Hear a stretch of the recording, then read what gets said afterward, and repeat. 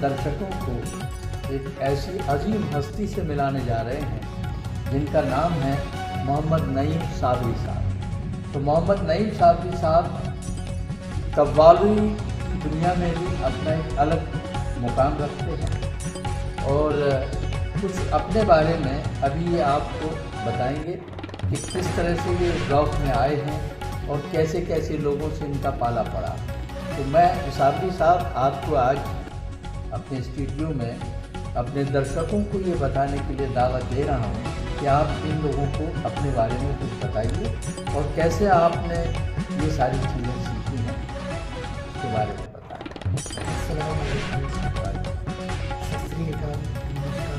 मैं एक कव्वाल मोहम्मद नईम साबरी अलीगढ़।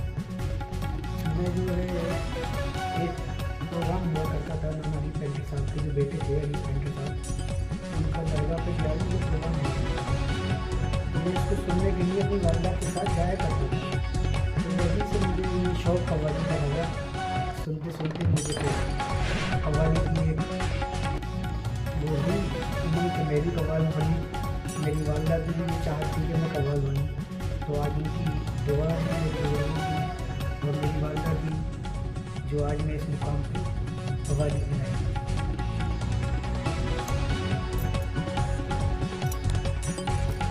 साबरी साहब, एक छोटा सा सवाल है आपसे कि आज आप जिस मुकाम पर हैं, बहुत से लोगों का कहना यह है कि आपकी आवाज़ बिल्कुल अभी पेंटर साहब से मिलती है।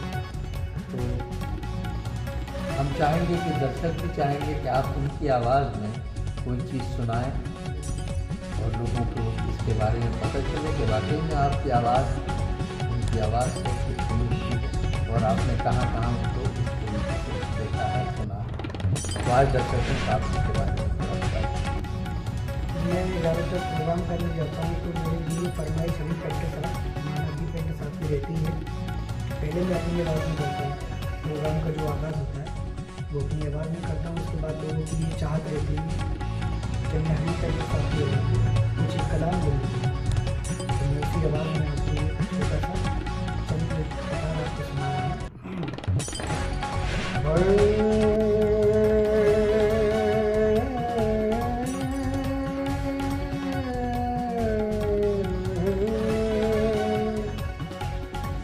काया नगरी सुनी हुई गई पुतरे द्वार भाटा, घेरा है अंधकार में आकर छाया है सन्नाटा। यहाँ से चला गया कुतवाल करके काया की कुतवाली, यहाँ से चला गया कुतवाल। धन दौलत पे पड़ गए ताले, धन दौलत पे पड़ गए ताले, हाथ है दो खाली, यहाँ से चला गया कुतवाल करके काया की कुतवाली। बहुत बढ़िया। साबरी साहब, आप जो कव्वाली वाली लाइन में आए तो क्या इसकी प्रेरणा आपको कहाँ से मिली, कहाँ से ये जज्बा शुरू हुआ, किस तरह से आपने इन सब चीज़ों में आपने अपने आप को ढाला, उसके बारे में कुछ बताइए।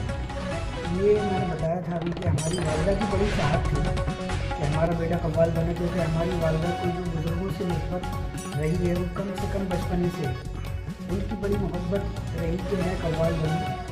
और आज उनकी दुआओं ने, आप लोगों के करम ने मुझे हज़रत साबिर अलाउद्दीन पाक रहमतुल्लाह से मैं वाबस्ता हूँ, वहीं से मेरी निस्बत है। तो आज उन्होंने मुझे इस मुकाम पर पहुँचा दिया कि मैं आज कव्वालों की श्रेणी में गिना जाता हूँ। अच्छा, आप अभी तो आपने हबीब पेंटर साहब की आवाज़ में कुछ चीज़ें सुनाई। हम चाहते हैं कि आपने जो अपना खुद जो चीज़ तैयार की है, ये उस कव्वाली लाइन में जिस पर आपका अपना ट्रेडमार्क है, उसकी भी कुछ लाइनें आप सुनाइए जिससे पता चले कि आपका खुद का ट्रेड क्या है। तो मेरी ये जो बचपन से मैं जाता आ रहा हूँ आते लगी अल्लाह के रसूल की शान में, वो से मैं अपनी आवाज़ में गाया करता हूँ। तो वो है कि आ, आ, आ,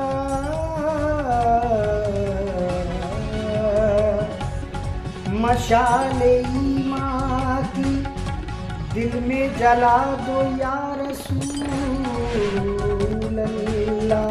वाह।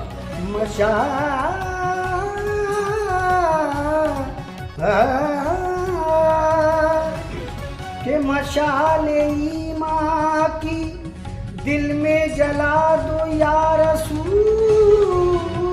अल्लाह। और हमें भी अपना दीवाना बना लो या रसूल अल्लाह।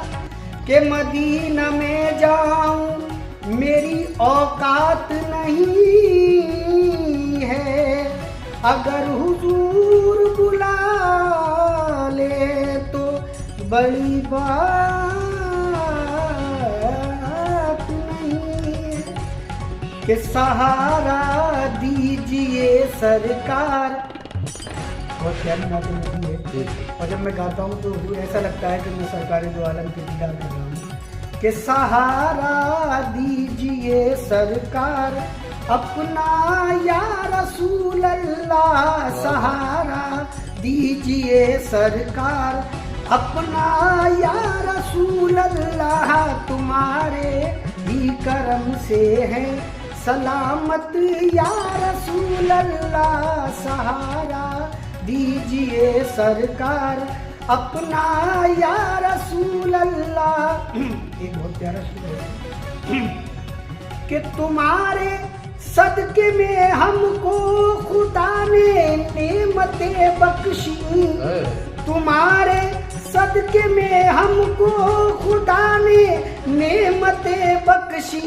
तुम्हारे टुकड़ों पर बस है, तुम्हारे टुकड़ों पर बस है गुजारा या रसूल अल्लाह।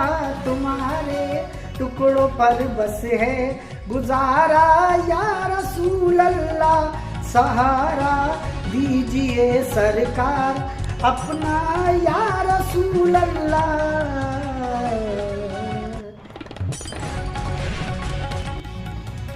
साबरी साहब, अभी आपने चंद अशआर दर्शकों को सुनाए। मैं समझता हूँ कि चलते चलते आप कोई ऐसा वाक़या बताइए जो आपकी ज़िंदगी में हुआ हो और जिससे आपने बहुत कुछ सीखा हो, या वो आपकी एक यादगार बात हो। तो मुख्तसर से उसमें आप इस चीज़ को बता हमारे दर्शकों को बताइए। असल बात यही है कि मैं जब गाया करता था बचपने के अंदर तो लोगों की बड़ी चाहत थी मुझे सुनने की।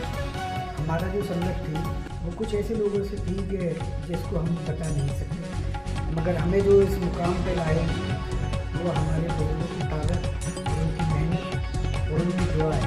आज जो हम इस मुकाम पर, और हम यही कोशिश करते हैं कि अल्लाह पाक आपकी दुआओं से, हमारे बुजुर्गों की दुआओं से, जो हमारे चाहने वाले, जो हमें सुनना पसंद करते हैं, हम उनकी दुआओं से ऐसे गाते रहें, उनका दिल डूबते रहें। इसका मतलब ये भी बात जाहिर हो रही है कि इन सारी चीज़ों में आपकी माँ का भी बहुत बड़ा हाथ रहा, क्योंकि जब वो शुरू से ये चाहती थी कि आप किसी बड़े लेवल पर बड़े कव्वाल बनें। तो देखिए, मैं दर्शकों को ये बात बताना चाहता हूँ कि अगर माँ बाप की दुआएं साथ हों या बुज़ुर्गों की दुआएं साथ हों तो हम कभी भी किसी भी बड़ी ऊंचाई पे जा सकते हैं। तो आज यही बात है कि हम लोगों के बीच में जो हमारे साबरी साहब हैं, ये आज बहुत बड़े कव्वाल की हैसियत से हैं और बहुत सारे दर्शक इनको सुनने में हमेशा लालायित रहते हैं। और हम आज अपने स्टूडियो, अपने चैनल और अपने सारी चीज़ों से हम आपका फिर से एक बार खैर मकदम करते हैं और हम चाहते हैं कि सारे लोग इनको अप्रिशिएट करें और सबके सामने आज इनकी ये सारी बातें जाएं। हिंदी में मैडम को सुनाएं और हमारी बड़ी ख्वाहिश है कि मैडम की हम ख्वाहिश पूरी कर सकें। तो मैं आपको हिंदी में चंद कतार आपको सुना रहा हूँ कि नहीं चाहिए दिल दुखाना किसी का, नहीं चाहिए दिल दुखाना किसी का। सदा ना रहा है, सदा ना रहेगा ज़माना किसी का। नहीं चाहिए दिल दुखाना किसी का। पहला शेर है इसका कि दौलत तुम्हारी रह जाएगी, ये शोहरत तुम्हारी बह जाएगी, ये दौलत तुम्हारी रह जाएगी, ये शोहरत तुम्हारी बह जाएगी, ये किसी का न कोई, किसी का न कोई ठिकाना, किसी का नहीं चाहिए दिल दुखाना किसी